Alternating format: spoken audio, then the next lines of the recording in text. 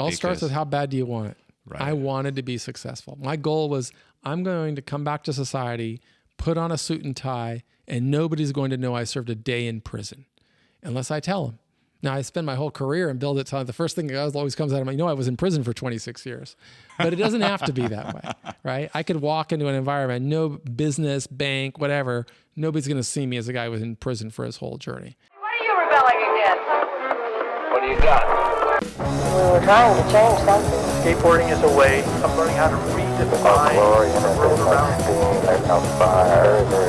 The owners of this country don't care about the poor and the owner. Now, baby, push me. Push me again now. This is Global Tellink. You have a prepaid call from Brian Tobias. an inmate at the Ironwood State Prison, Blythe, California. This call and your telephone number will be monitored and recorded. To accept this call, say or dial 5 now. I had received hundreds of collect calls from my brother over his 20-plus years of going in and out of the prison system. This time, he was doing more than 60 years. This collect call was different than previous, though. I was excited to tell him about an idea I had on writing a book about my own personal experience of being incarcerated from the age of 17 to 22 in state prison. I wanted to gather some information on other people's success stories of making it on the outside. He had asked me, "Have you ever heard of this cat named Michael Santos?" I hadn't at the time. He then proceeded to tell me I needed to reach out to him. He's this guy that's done 25 plus years in federal penitentiary. He's written some books while he was in there and then made some money, got out, now he's a successful businessman. He also creates motivational videos for prisoners. He was a perfect candidate, I thought. After doing an internet search, I found out that he lived in Orange County, about 40 minutes away from my home in Los Angeles. I emailed him about wanting to meet up with him and potentially volunteering for him to get some insights. To my surprise, he responded rather quickly and agreed. When I arrived to that cafe in Costa Mesa that day, I was pretty nervous to meet him, and then after seeing him drive up in his brand new white Tesla, it only added to it. But I quickly shook it off and we began to talk and got to know each other. When I asked about volunteering, he responded in a way I'd never encountered before. I think that's great you want to volunteer. I do a lot of volunteering myself. I'm in a position that allows me to do so. That position also allows me to help people like you. What are your skill sets? How can I make you money? I'd never really encountered someone with a mindset like this before. After explaining that I had a photography and media background, he told me, "Give me a couple of weeks and I'll figure something out. I'm going to create a position for you to help me out within one of my companies." 2 weeks later, I got a phone call. He had found me work. This is the mindset of Michael Santos. He's an anomaly in the pool of previously incarcerated people, and one can gain a lot of knowledge on how to become successful as a former inmate or a person who just wants to be better at life. How does that make you feel? Well, to hear stories like that. I guess I define success by trying to help more people reach their highest potential, whether they're in prison. Particularly, I have an affinity for people who've served time in prison. I know that, the longer we expose people to corrections, the less likely those people are to function as law-abiding, contributing citizens. And I want to disrupt that mindset. And so I'm grateful for every opportunity to share the strategies that I learned from leaders. Yeah. Well, I'm grateful for you for being on the show, for Screaming at a Wall podcast. You're a luminary among the prisoners that are locked up. For the ones that want to be successful, that want to get out, that want to do good. You have videos inside California Department of Corrections, and that's how I found you, was through my brother who watched videos on you. You don't necessarily have the disposition of someone when we think of like the ideal person that's gone to prison versus someone that may look at me and be like, okay, that guy's probably gone to prison. You have a different disposition about you. And I think maybe that comes from the way that you grew up, right? You maybe weren't always like around the criminal element.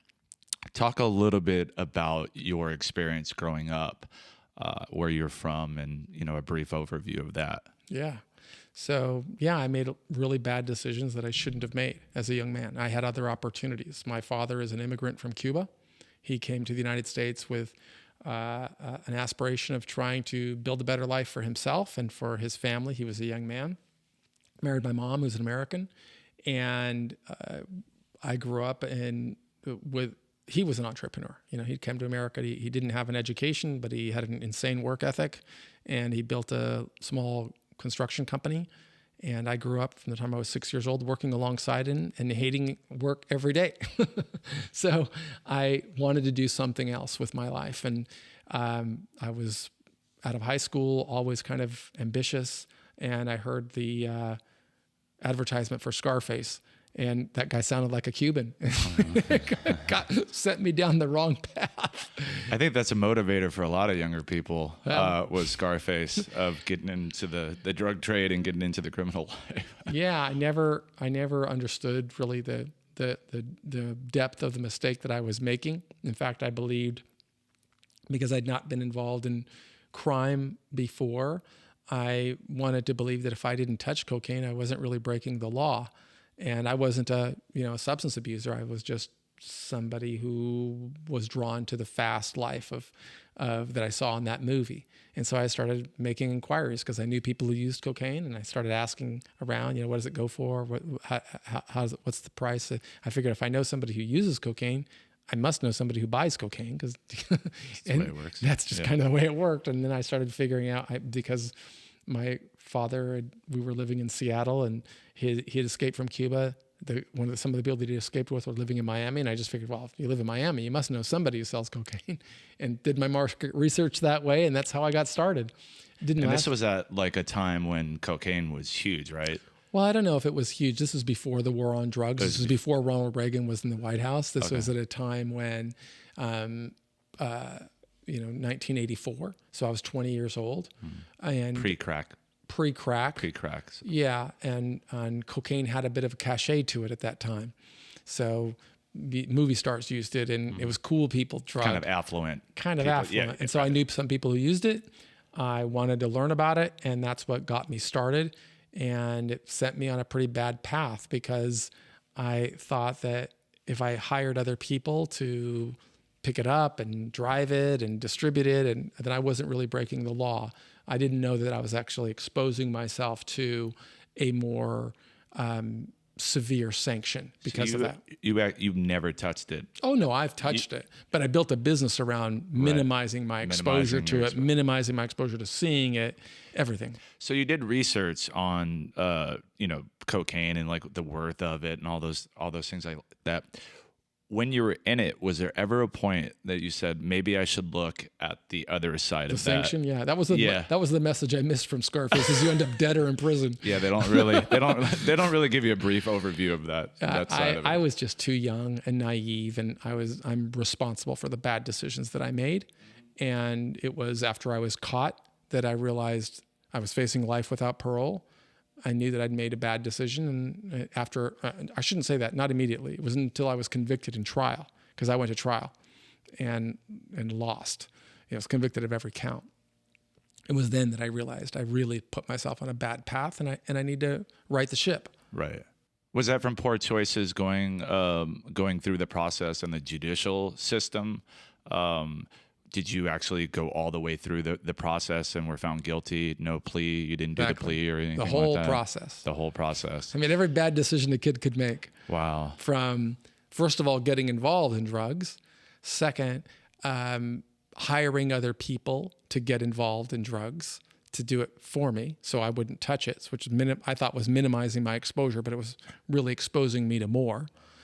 3, getting caught and not accepting responsibility, even though I knew I was guilty, and going to trial, then not telling my attorney I want to make things right. Instead, big difference between an indictment and a conviction, make bad decisions. 4, taking the stand on the trial and perjuring myself, saying I didn't do it, right? That didn't help me. And then it was after that I was convicted. I just said, wow, I've really made a bad decision. But fortunately, I made the decision to change my life very early, before I went to prison, when I was in jail. So I was arrested from August 11th, 1987, and never got out until August 12th, 2013. So 9,500 days in prison. Right from the get-go, when you got locked up, you decided that this was not the life that you wanted to lead. Not when I got locked up. Because when I got locked up, I didn't get caught with anything. Gotcha. They had no voice recordings. After, they had no, after you were convicted. After I was convicted. After you were convicted. That was a salient point for me, that I have put my life on a bad path, and I want to do better. I want to get right again. This sounds strange to say, but it doesn't seem that your moral compass was pointed in the direction of a lot of criminals, right? No. You didn't really think you were harming anyone in the process. You just looked at something as something you could take advantage of, because there was a desire, right, for the drug. And you didn't, but your scope was sort of myopic in the sense of just keeping it there, right? You weren't able to see all the different avenues of what you were doing could contribute to society in a negative way. It was only about really creating something, right? And do you think that stems, because you're a different individual, right? You're, like I said, you're not like the stereotypical guy that goes to prison, and you have an entrepreneurial aspect to you, and that's obvious now to me because you come from that. Do you think that was something that was embedded in you early on, and you were just trying to find your own path because you were sort of following your father's footsteps? You're like, wait a minute, I got these values from you, right? Like on how, because you want to contribute to your own life in your own way, but you don't want to do it like in a way that's labor or work, or so you were trying to find your own avenue. Do you think there's correlation to your upbringing and how you view things? And I think I always took shortcuts as a kid. I think I didn't pay attention in school. I was influenced by people that I thought had a more exciting life than I had, and wasn't willing to invest the time to educate myself as a young man. That changed when I was in prison. So yeah, I made really bad decisions. I made decisions that exposed me to severe problems. I didn't think about the influences my actions were having on the broader community, on society. I deluded myself into believing, we were all consenting adults. And if it were shoes that I could buy for, $25,000 and sell for $40,000, I would have done that. But right. turned out to be cocaine was a little more lucrative. So I made bad decisions. So can you take me to that moment when you got convicted, when you saw what was in front of you with all that time? Take me to the moment where you're like, I am not going to fall in line with how they want to create my reality, because you obviously stayed within your own reality of where you saw yourself and where you wanted to go. But I know was there limitations with that, with the amount of time? Tell me about that mindset when you first decided Sure. that. There was a message in prison that said the best way to serve time is to forget about the world outside and focus on your time inside. And I thought that was the worst advice I could ever hear. I recognized this isn't where I want to be. And the people that were giving me that advice were generally people who'd come in and out of prison, and they were telling me how to live in prison. And the longer we live in prison, the more we learn how to live in prison, and the less we learn how to function in society. I hated jail. I hated prison. And I hated being away from society. And I had no idea what it meant. But I knew after I was convicted, I'm going to be here for a long time. And I got to figure something out. And so I started looking for mentors or guides or people that had done something different, and I would learn from them. So it was when I made that decision that I've got to change my life, I started to look for mentors, people that have gone through struggle and that transformed their life. And I didn't know where to find that because I'm in jail. I'm in prison, right? And I remember finding a book, and it was a philosophy book. But I didn't know how to spell philosophy. I certainly didn't know what it meant. So I found this book, and I started flipping through the pages, and I came across the story of Socrates.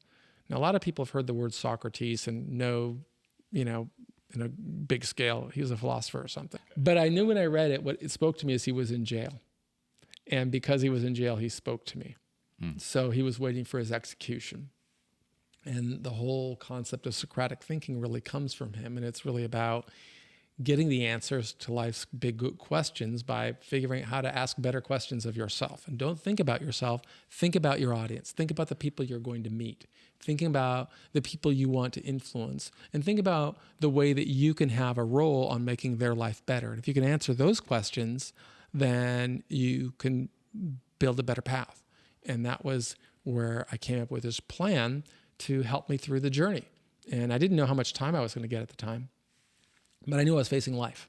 And so I came up with this 3 concept of saying, okay, I've got to think the people that I'm going to want to meet, is there anything I can do while I'm in here, anything that would cause them to see me as something different from the position I'm in right now, Coke dealer? And that's a yes or no question. And I said, yeah, there probably is. But I didn't know what it was, because you don't get that answer from prison, right? Prison, you hear, don't do the time, don't do the crime if you can't do the time, right?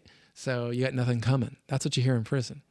So I said, well, what would the person that's going to see me different, what would they want?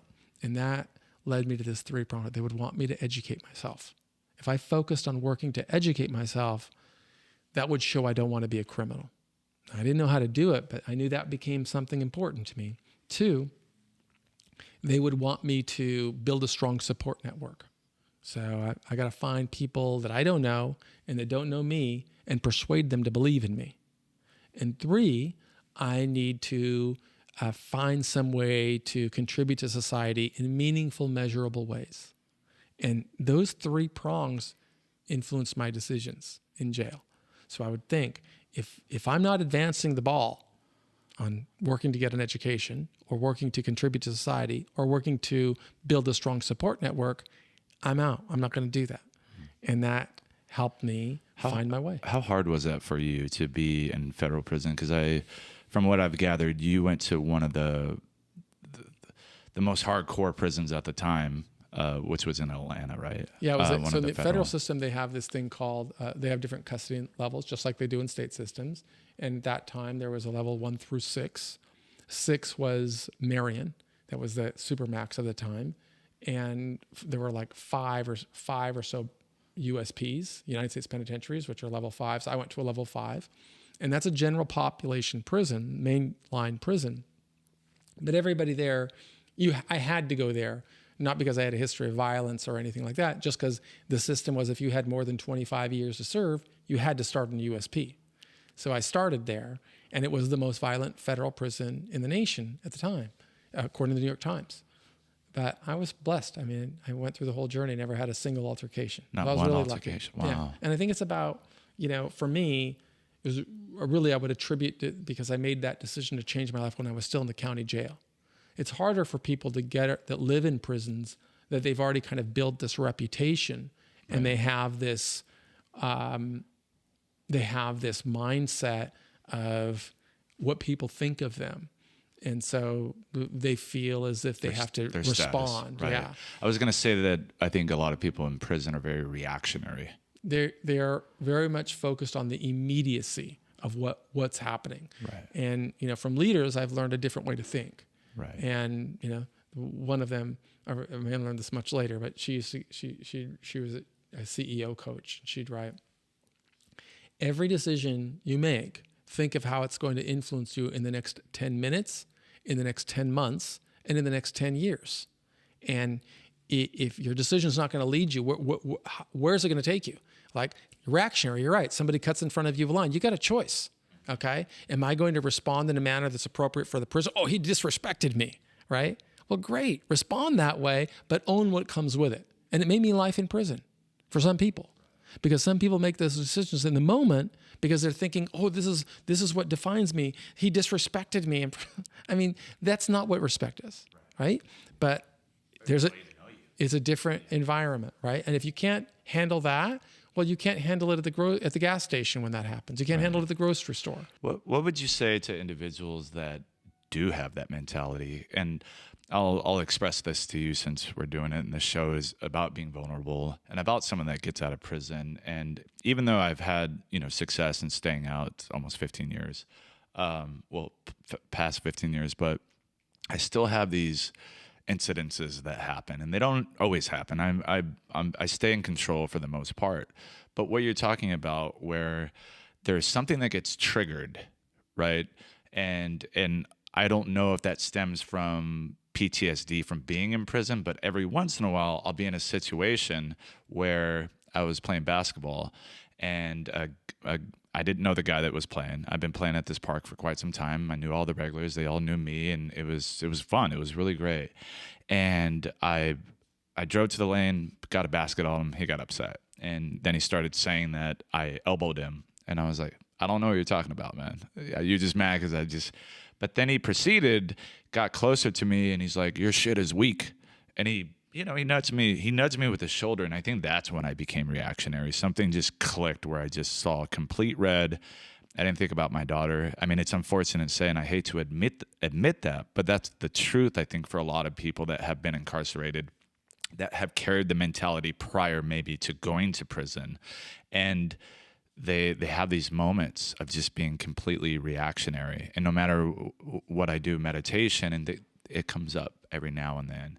And I put it in check, and I'm like, okay, well, I'm not going to go play street ball anymore. Like, that's one decision I can make, because I know that if I'm in that sort of environment, there's the potential for that. So there's a potential for something to lead to that. I'm going to pull away from that.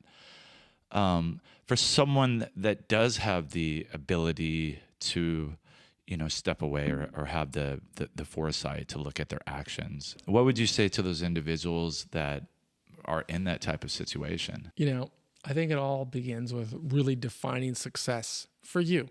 And it's going to be different for everybody. Some people really believe that their respect in the prison is what defines them.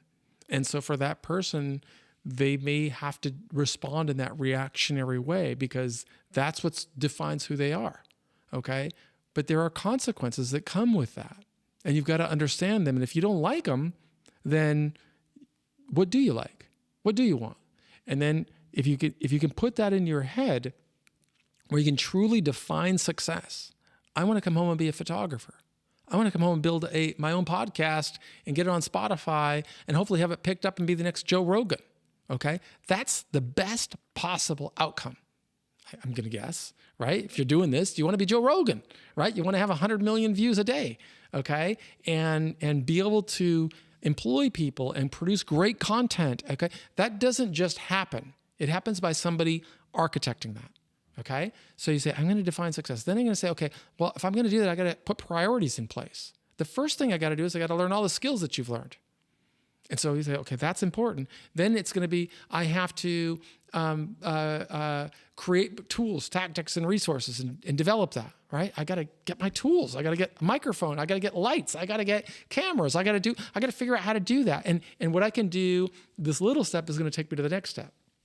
And then you have to execute your plan. If you're on that path, you're less likely to be reactionary. Because now you got something to lose, okay? Every day you got something to lose. You're not going to do the type of thing when you're driving home today. You're going to abide by the speed limit. Because you don't want to deal with the government. You don't want to deal with a police officer because you've got all this stuff. You've got all this investment that you've made. You don't want to lose that. If you've got nothing to lose, like when you're in prison, you're right. You don't think about your daughter. Right. You don't think about how is my decision today going to influence when I get out of here and what I do when I get out of here. But if you can start by defining success, then you can say, what priorities can I pursue? And what plan can I put in place? How am I going to develop tools, tactics, and resources? How am I going to execute? How am I going to hold myself accountable? That's what defines it. And that's what keeps you disciplined. Right. So you basically took that mindset and when you finally got out. So how much time did you do? 9,500 days, 26 years exactly. Okay, and you were sentenced to that amount of time? No, sentenced to 45 years. 45 But under years. the law that I was convicted in 1987, you got more good time in the federal system than you get today. So good time is, of course, a big misnomer, right? I didn't have to do anything good. I just had to avoid doing something bad. Yeah. I got the good time just for being alive. Yeah. Okay? Yeah. I'd love to say I earned it, but they call it that, but it's not good time. I mean, it's just don't get in trouble and you get the good time. That's all I got. I didn't get out one day sooner than if I would have just stayed out of trouble. Right. I could have kept up with the Kardashians. I could have got out at the same time. So service is I think it's the catalyst, right, for entrepreneurs who you're basically giving up yourself to serve something else. And I think that's what a lot of people that are in prison lack, and what you sort of explained right now. So you decided when you were in there that you wanted to be a service, and you started to write books. How did you implement that into your life being in federal prison? That's a great question, because a lot of people it's a great skill to develop if you're in prison. The reality I found is that a person that can learn how to string words into sentences and sentences into paragraph has more opportunities than somebody who doesn't. So I understood that, as I told you at the beginning, when I was walking around the track and I was looking at those 40-foot walls and saying, I got to get to the other side of those walls. And the only way I'm going to do that is if I can learn to communicate on paper, because I'm not going to meet people. If I don't learn how to meet people outside of here, this is all I'm going to know, are people in this penitentiary, and I want to get out. So I had to learn how to write. And so I'd invest time, and I'd do it in a very methodical way. Or I remember setting a goal. I'd say, I have to write 1,000 words every single day. And I would put my own training exercises in place to do it. Is that with a typewriter? Or no, it didn't matter how I did it. Yeah, all of my whatever. books when I was in prison, I wrote by hand, because I didn't have access to those. They didn't have the technology that exists today. And there were rules that prohibited people from using government equipment to write books. You could only use typewriters for legal work in the prisons where I was held at that time. It's different now. But I would put myself in exercise. Like, I remember one of the things that I used to do, I said, well, I can't always only write about myself. I can't always write about people. I got to figure out how to communicate things. And so I'd do something like, I'd look at this wall and I'd say, how can I describe what I'm looking at to somebody else and make them see it? And then I would go through the exercise, right? And I'd try and use words that I learned, and I would try to put them into sentences. And then I would go through that exercise every day. And if you do that every day, you start to develop confidence and you become better. Now, I want you to know, it took me 8 years in prison of writing every day before I started to feel more confident as a writer. Mm-hmm. And I still learn. 8 years. 8 years. Yeah. Writing every day. I think because I was a terrible student in school. Right, as you mentioned earlier. Yeah, so 8 years so what happened, I went to prison, and I knew that I had this three-pronged approach. And I believed that they would work together. If I earned academic credentials, that would lead to me earning, building a stronger support network. I thought people would be more inclined to believe in me if I did that. And if I found a better education, I might be able to create opportunities to contribute to society. Writing books became one of those ways that I could measure how I was contributing to society. But I didn't know how to write. So I decided to go to school. And so that was the first thing, was writing to universities. My name is Michael Santos. I'm serving a 45-year sentence. I don't have any money. I was a terrible student in high school, and I'm now sitting in federal prison. I'd really like to get an education. I want to change my life. Is there any opportunity for me?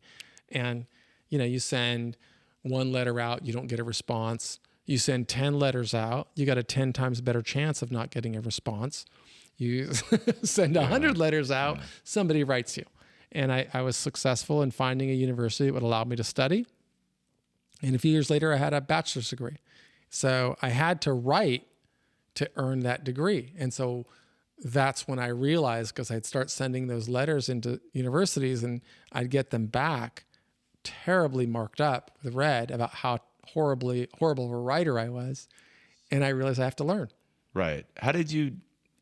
What was your mindset of dealing with the rejection of that? Because I think a lot of people would, they're doing it 10, 100 times in there. You know what? I'm just going to give it up. All starts with, how bad do you want it? Right. I wanted to be successful. My goal was, I'm going to come back to society, put on a suit and tie, and nobody's going to know I served a day in prison unless I tell them. Now, I spend my whole career and build it to the first thing that always comes out of my, I was in prison for 26 years. But it doesn't have to be that way, right? I could walk into an environment, no business, bank, whatever, nobody's going to see me as a guy who was in prison for his whole journey. And so I use that now as a strength. And it becomes, we all are human beings, and we all go through struggle, and we all face challenges. Your struggle may be divorce. Your struggle may be bankruptcy. Your struggle may be substance abuse. Your struggle may be you lost a child. I don't know. But I know we all go through struggle. Rich, poor, ethnic background, doesn't matter. But I also know there's this way to get through it. And my struggle is I was in prison for 26 years. And the strategies that got me through, I think, are human strategies, and try to share them with others. You did your time. You changed in there. You decided that you needed to be a service. What were your goals prior to getting out? And so you're getting closer to that potential date of you actually being able to get out. Walk us through, quickly, if you can. Walk us through the tail end of the journey, and then we can kind of discuss about. So the tail end for me was easy because I was really well prepared. Within the first 4 years, I had a bachelor's degree. A couple of years later, I had a master's degree. I then started focusing on publishing and things, and published a lot of books. And I had some money in the bank when I was in prison, and because I started writing books for other people in prison, and got paid for that. And that was your perseverance. Yeah, and perseverance. Just focus. This is what I'm doing. I set a goal. Like probably was my 8 or 10 years in, I said, I'm going to have enough money in the bank when I walk out of prison that I could live for a full year and never need a job, and buy all the stuff I need and still have enough money to start my business and start my life. Because otherwise you can become like a prisoner to that society where you've got to take a job and then you can't quit a job because you need it. I had more than $100,000 in the bank when I walked out that I earned in prison. I'm the only guy that came out of prison and had to take a pay cut. So I had plenty of cash, and I had a plan, and I had a solid track record. So I got out, and I remember saying to my wife, I said, within 5 years, I'll have my first $1 million. And that was not happy talk. That was a plan. I know I'm going to do it. And you had built up the confidence at that point of like going plenty through of school. Yeah, but no shortage of that. Probably delusional how much I had. But what I did is before I got out, I started writing letters to leaders, business leaders. And I tell them, I was in prison for a long time, made some really bad decisions. I want to come out, love to come work with you.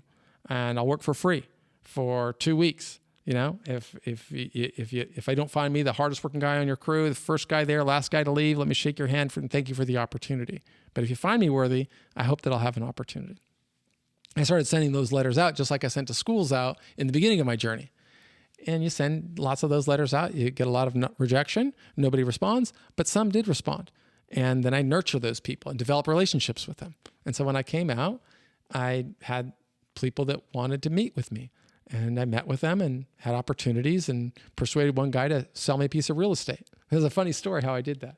You want to hear? Yeah, I did. Yeah. So I'm sitting across the table with him, and I've already got a lot of opportunities, but he wanted me to work with him because I'd nurtured this relationship over many years, probably the last 6 or 7 years of my prison term. And we'd become pretty good friends by that time. And he has a big company. So he said, well, I want you to work with me. And I said, I want to build a career on my own journey. And I said, and I want you to help me. And this is when I got out. This is like, I got out on a Monday, went to a halfway house. I'm at his office on a Friday.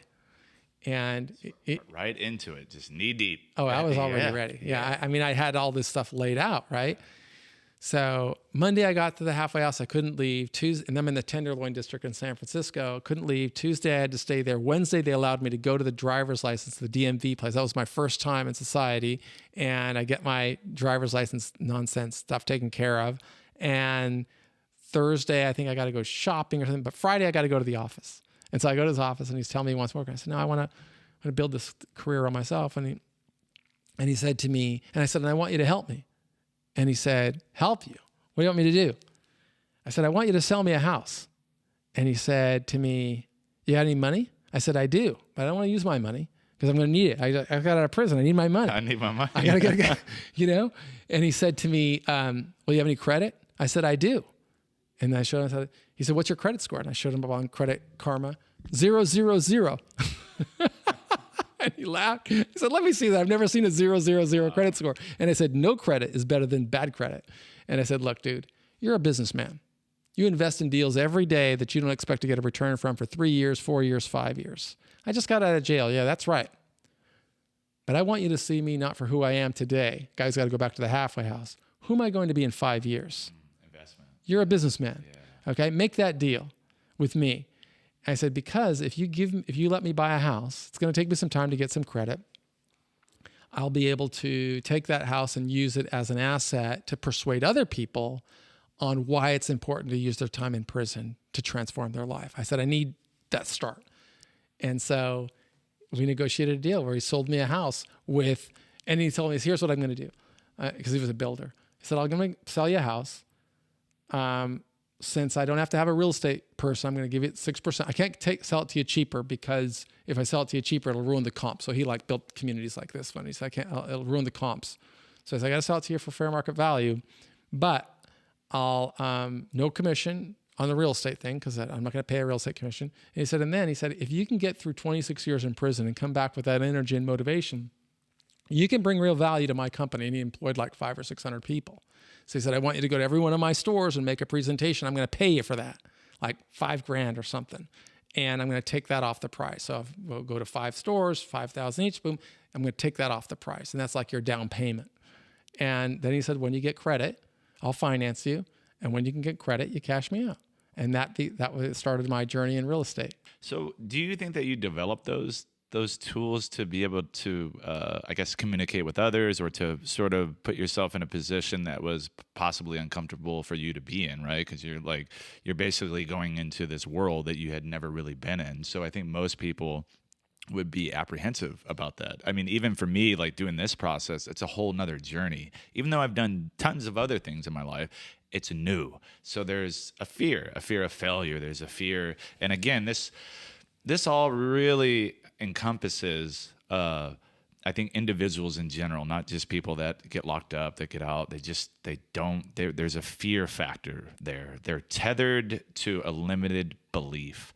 And it seems to me that you don't really hold that, or at least you don't present yourself that way. And sometimes, like, I know it's important that you sort of fake it till you make it kind of thing. And I have done that with a lot of different things. And then you find that if you're just consistent with it, you find success.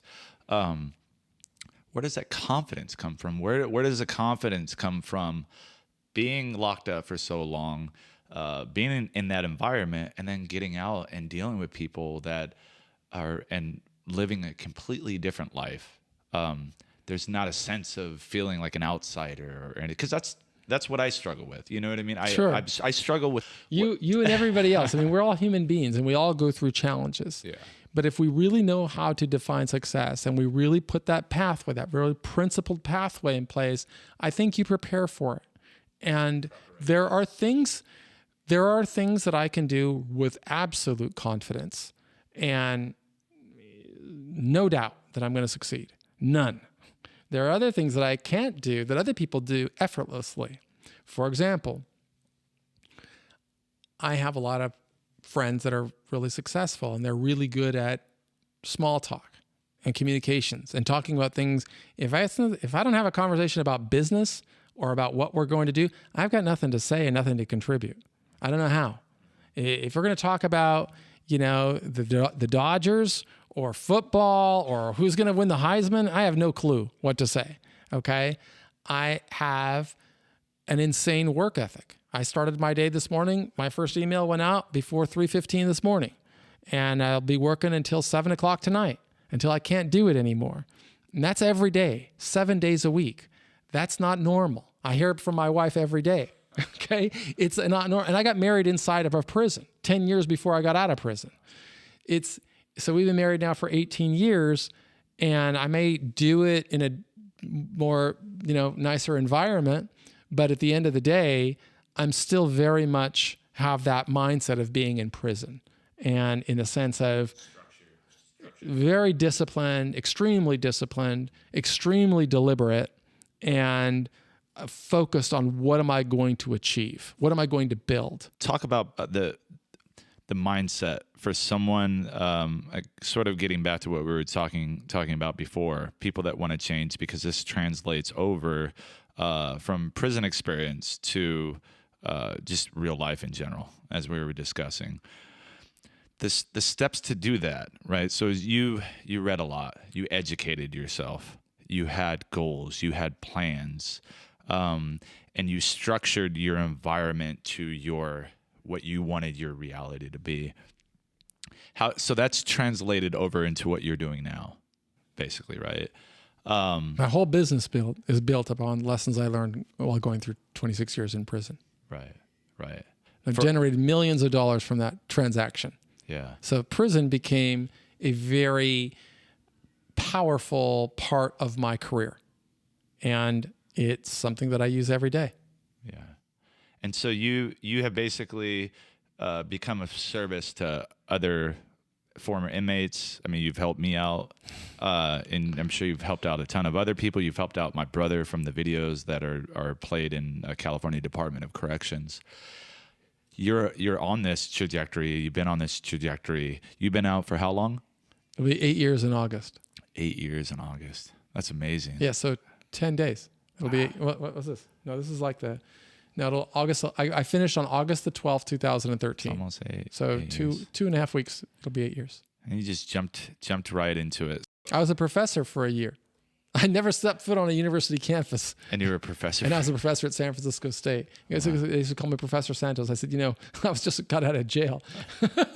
They probably thought you were joking, though. No, because my books became assigned reading. So they knew, but it was weird because I'd never been on a campus before. And all of a sudden now I'm a professor. Yeah. It was good experience. I bet. And you did that for a year. I did it for a year. You can't make any money at that, but it was good for the resume. So you've been out for almost 8 years. How does that feel for you? Do you use the fact that you have been away for so long, and that drives you even more, right? Like well, that and being 50. Am I 57 or 58? I'm 57. So I'm 57 now, and I never look at myself as being employable. I don't think I could ever get a job. So I always put that in my head. Nobody will ever hire me because I was in prison. So I said, I've got to create my own jobs. I got to create my own income streams. And I've been doing that. Well, I did that in prison. So yeah. I still do that, right? Yeah. I'm just driven that way to say, I've got to figure out how do I create value? And that means I start by thinking about a problem and how am I going to work to solve that problem? Yeah. So for the individuals that feel like they're tethered to the past because you use the past as a driving force to keep you from ever going back there, but you had already made the decision to never go back there, that you were going to change your life. For the individuals that, they're on that path. Well, I would argue that sometimes it's not what the individual chooses, right? It's sometimes the system can put people in, right? And I understand that because I've interviewed 10,000 people.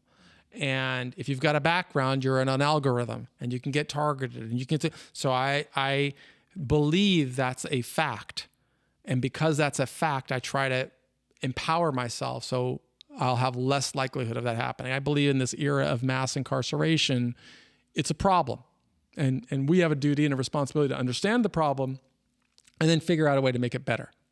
Yeah, and I think it's important for people that get out, like myself. I had made the decision, I think, after you interviewing me for your video thing. I had already contemplated and thought about doing my own podcast for quite some time. And that was really the motivating factor because I felt like I was disconnected from my experience.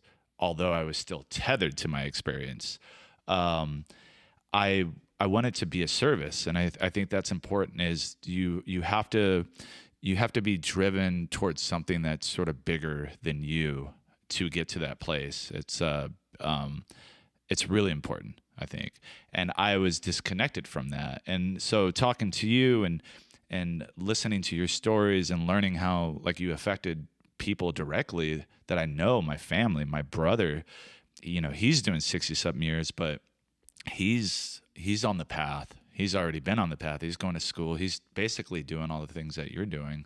And so I think it's very crucial and it's very important for people that have been around that environment, that have gotten away from it to help other individuals. It was because I was sick boy that I got away from the lifestyle that I was living because I was on a different trajectory of life in prison of where I was going. Tell me about what you do for inmates with like prison professors and the videos. I'll tell you the whole story. So I'm a big believer that, I was influenced by Gandhi. who said, you want to try to be the change that you want to see in the world. And the change that I want to see in the world are fewer people going to prison and people who are in prison coming out more successfully, not having their whole life defined by the prison experience, but what can they become? I'd like to see that. So that requires me to build an ecosystem. And part of that ecosystem requires a lot of work that I don't get paid for, right? Like this. You're not getting paid for this. I don't get paid when I create those things.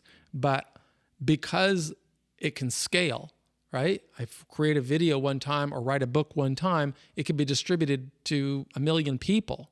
I can get 1 million people to start thinking differently.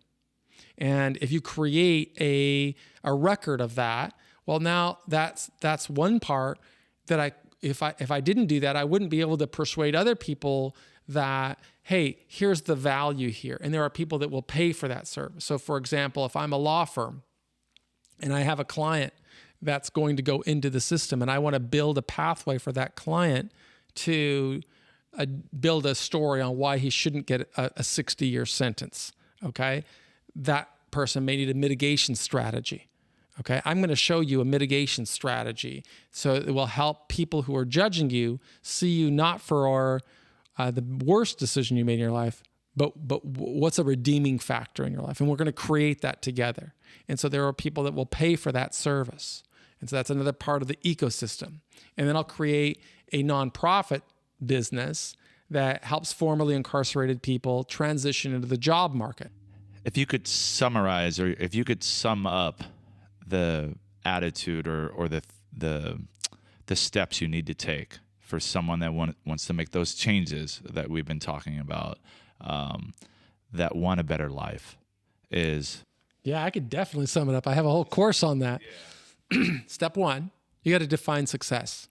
You got to say, what is the best possible outcome for your life? That's step one of a 10-part plan. 2, you got to set really clear goals. And those goals need to align with how you've defined success, okay? If you want to be Joe Rogan, what are the little goals you got to set to get there, okay? And the things that you have to do today are going to put you on the pathway for bigger opportunities tomorrow. So start by defining success. 2 is goals. 3, you got to have the right attitude, okay? And I define the right attitude as making 100% commitment to success. Not as I define success, but as you define success with your values and your goals. That's 3. 4, you got to have an aspiration. You got to see yourself for what you can become and not the challenges or the struggles that you're going through. Don't get bogged down by, I'm in prison. Don't get bogged down by, I don't have any money. Don't get bogged down by, I don't know what to do. See yourself as the best possible outcome. See it, visualize it, say, okay, how do I get there? 5, you got to take action. You can't get there without taking action. You got up early in the morning, you packed your stuff, you took action. You drove down here, where you spent an hour setting all this up. That's action. 6, you've got to hold yourself accountable, okay? You're not doing this for an extra bowl of Wheaties to get out of jail earlier. You're doing it because this is really aligns with what you define success as. So you got to hold yourself accountable with measurable timelines. Either you did it or you didn't. You said, I want to do the video. You said, let's set a date. You said Tuesday. You came down. Now Tuesday, it's going to get done. You hold yourself accountable. 7, you've got to be aware. If you're aware, anybody could have done what you're doing. Anybody could have done what I did, okay? But not everybody's head is in the game. You got to keep your head in the game. It's all about keeping your head in the game. That's being aware. The opportunities that I seized while I was in prison were available to everybody else, but they weren't on the same mindset. So you got to help people become aware. And when you do that, the world becomes aware of you. 8, you got to be authentic. You can't talk about it. You got to be about it. Anybody can talk about what they're going to do. Not everybody can do it. So you got to follow this path so that people know that you're for real.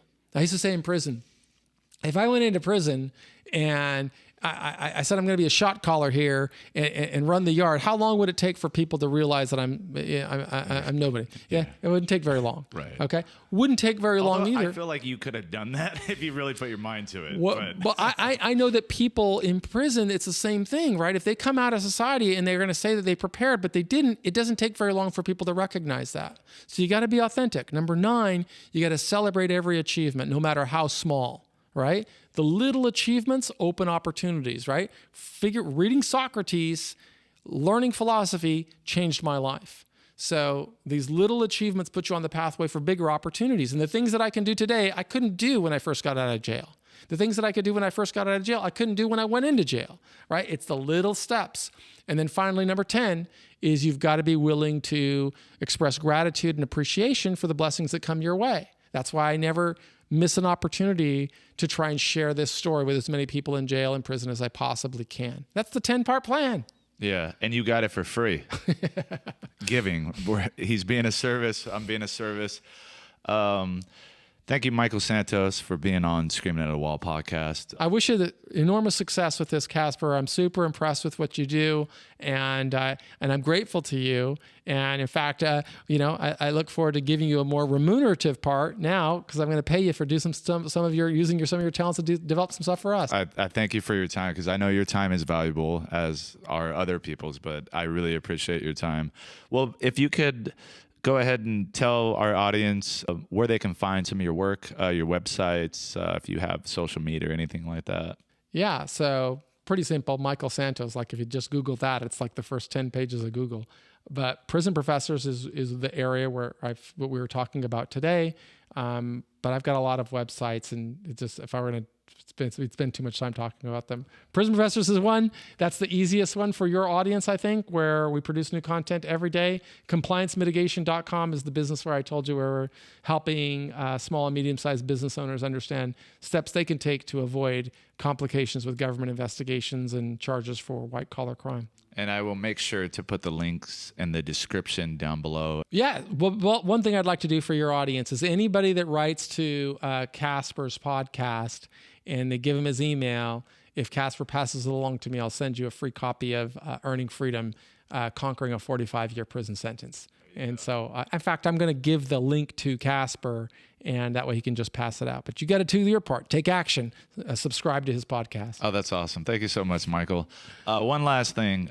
Define what it means to be free. So being free, really, I felt free when I was in prison. Well, it really starts when you keep everything you think, everything you say, and everything you do in harmony. If you can do that, you can break free from confinement. And I felt that as soon as I learned that message that came from Gandhi, but I learned similar messages from Socrates and Mandela and Malcolm X and Viktor Frankl and so many other people who really helped me realize, regardless of where we are, we can always build meaning in our life and strive to be better. That's the human journey. So being free, I think, is just living the human journey. And I could do it if I'm in prison, and I do it when I'm out here. And you don't get defined by the material things around you. The material things around you should help us be of service to more people. And that's really what my path is. That's beautiful. I got goosebumps. I'm tearing up a little bit over here. Well, thanks for your work, buddy. Yeah, thank you. Check out the links below. I will put on the end screen links to some of Michael Santos's videos. Thank you guys for watching. Make sure to subscribe to his channel. And if you're not subscribing to his channel, please subscribe. Thank you. Peace. Good stuff, buddy.